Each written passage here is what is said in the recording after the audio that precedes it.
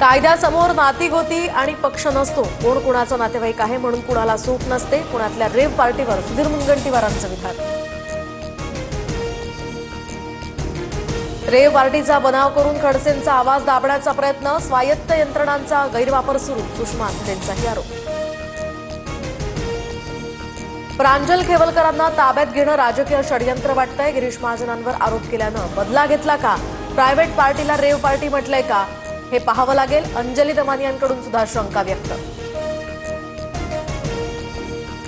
तर rave party प्रकरणामध्ये एकूण 7 आरोपी असल्याची पुणे पोलिसांची माहिती. एनडीपीएस अंतर्गत हा गुन्हा दाखल. इतर माहिती तपासांती देणार.